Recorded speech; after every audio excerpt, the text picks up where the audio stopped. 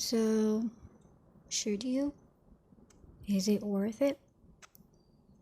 But I think I should start this video by saying that I am not really here to discuss the history of fanfiction.net as a website, nor am I going to talk about the development of fanfiction in general.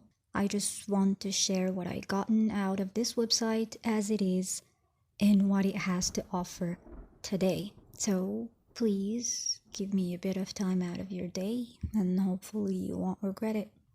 As I mentioned in a previous video, the main reason I'd started writing and posting fanfiction was to have stress-free practice as an author, considering I'm also trying to put my original work out there, which means that as much as I enjoy writing for myself, I still need feedback of all kinds in order to improve however I can.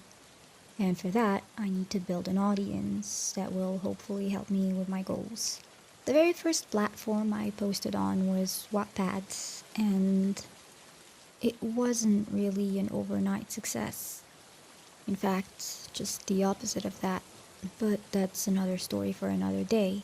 Around August of 2022, I created a Reddit account on which I started following subreddits related to writing, whether it was original work or fan work.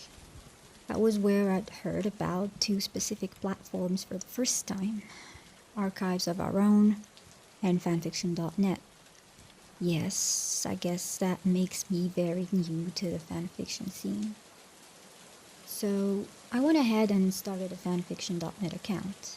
Needless to say, I was completely clueless. And just like everything else in life, it took me a bit to understand the way it functioned.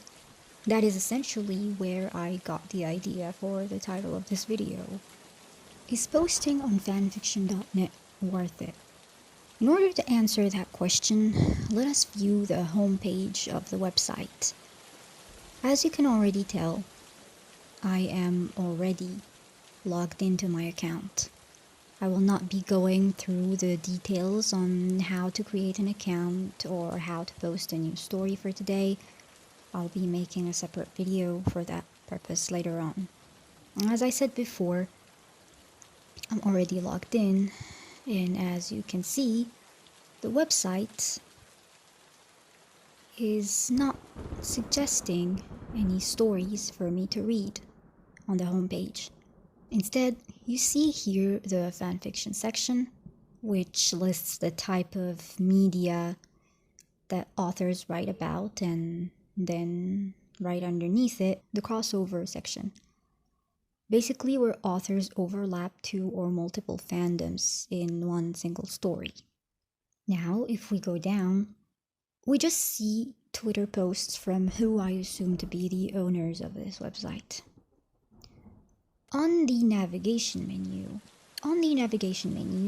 there is a browse feature that does the same thing as these two sections here. And then we have a Just In tab. This part groups recently uploaded and recently updated fanfics. I quickly understood that the platform was very different from Wattpad. Let me show you what I mean. If I click on my profile, it leads me here. The first thing I can see is the account section, where information about my account live. But for now, I am not interested in looking into any of these. I will go directly to traffic stats. What I want to see the most is the story stats here. I must note that I did not mass promote my fanfic. I did promote it a little on Reddit, but the past few months I didn't. I just posted the chapters and went about my day. And that was because I understood that I did not really need to promote for my fanfiction. Here, it says May 2023, which means that the stats that are being displayed here are those of May 2023. This is the number of visitors and views that my story had gotten so far for this month.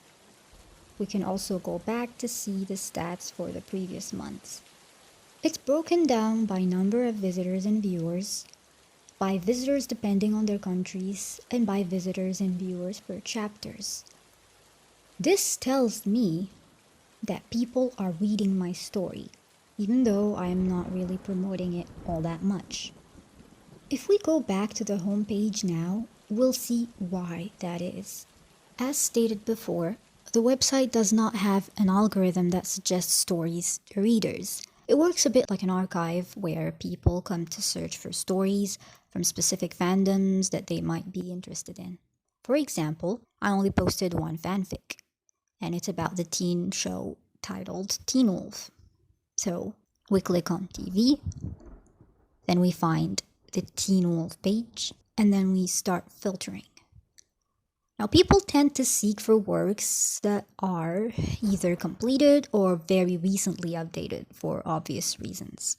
Let's go for, let's say, updated in the past month. I see that my story still isn't on the list.